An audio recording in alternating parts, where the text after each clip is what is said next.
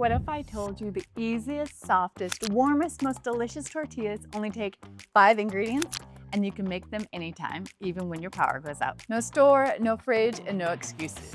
And here's the crazy part.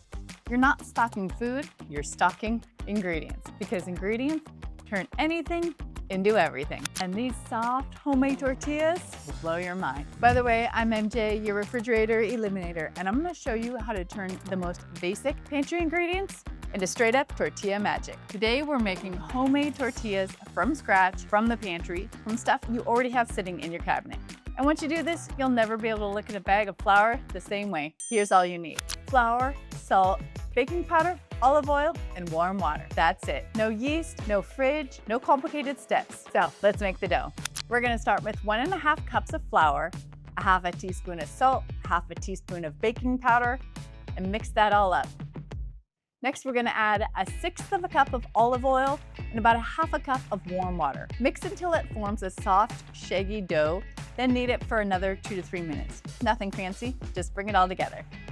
Now we're gonna let it rest about 10 minutes to make it nice and soft and easy to roll. Then we're gonna divide it into small golf ball sized balls and roll them out thin. Doesn't have to be perfect circle, just whatever you got. Rustic is more delicious. Now we're gonna heat a pan over medium-high and throw a tortilla on, cook it for 30 to 60 seconds per side, flip, cook another 30 to 60 seconds. Bubble, golden spots, delicious. That's when you know it's ready. Look at that. Soft, warm, flexible, delicious homemade tortillas. This is not a prepper food. This is real food. Just like all my prepper food.